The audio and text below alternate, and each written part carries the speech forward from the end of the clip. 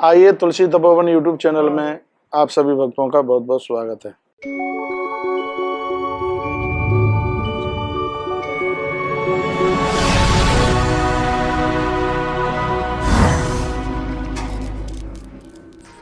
दादियों की समझ में आनी चाहिए ये बात, दादा लोगों की समझ में आनी चाहिए, क्योंकि आप 10-5 वर्ष के मेहमान हैं।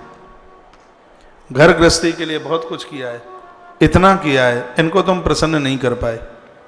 बहू बेटा सब कहते हैं क्या किया क्या किया क्या किया। छोड़ो झमेला, नेक काम में लग जाओ, अच्छे काम में लग जाओ। जो थोड़ा बहुत बचा के रख लिया है अच्छी जगह खर्च कर लो, नहीं तो प्राण उधर छूटेंगे। घर में तुम्हारा कमरा खखोला जाएगा। चेकबुक कहाँ मिलेगी?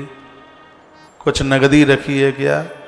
तुम्हारी नाक में से नथुनियाँ भी निकाल ली जाएगी, कान में से कुंडल बुंडल जो भी होंगे, और इतना जल्दी निकाला जाएगा कि दूसरी देवरानी जिठानी ना देख ले, ना निकले तो कान ही फाड़ दिया जाएगा। तुम्हें पता क्या है, अभी कान फटे थोड़े ही है, लेकिन जब नौबत आती है तब ऐसा ही होता है। कहाँ भूले बैठे हैं। मैं आपको भड़का नहीं रहा हूं, मैं आपकी चिंता कर रहा हूं। इन हाथों से कुछ अच्छा कर लें, बढ़िया कर लें। धन्य है वह लोग तो ऐसा ऐसा काम करके चले गए। कुछ ऐसे काम हैं मरने के बाद भी उसका पुण्य मिलता है। ऐसे काम धर्मशालाएं बना के गए, मंदिर बना के गए, जब जब लोग वहां आए पुण्य मिला। पेड़ लगाया लोगों ने छाव ली, प्याऊ बनवाई लोगों ने पानी पिया, गरीब के बच्चे को पढ़ा दिया, योग्य बना, तनख्वाह उसे मिली। जब जब उसका परिवार भोजन करने के लिए बैठा तब तब उसका पुण्य उन्हें मिला, जिन्होंने उसको साक्षर कराया था, जिन्होंने उनको पढ़ाया था। ये तो हमारे ग्रंथों में सिगरी बातें लिखी हैं। यह मोह बड़ा खतरनाक है, लोभ बड़ा खतरनाक है। इससे अपने आप को बचाइए, सावधान कीजिए।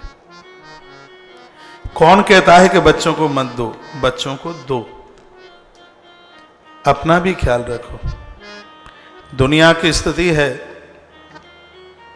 संसार का नियम पूरा करने के लिए शमशान तक। और इस समय तो प्रकृति इतनी दूषित हो गई है कि अपनों को शमशान तक भी नहीं जाने दे रही, ऐसी स्थिति हो गई है। मैं एक बार पुनः आग्रह पूर्वक निवेदन करूंगा, घर में जो बुजुर्ग हैं, मेरे युवान भाई बहन, उनसे पैसा लेने के लिए उन्हें तकलीफ मत दीजिए।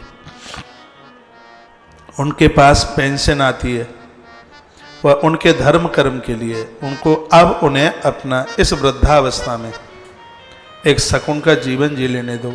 इन वृद्धों ने आपके लिए बहुत कुछ किया है, जी जान कर दिया।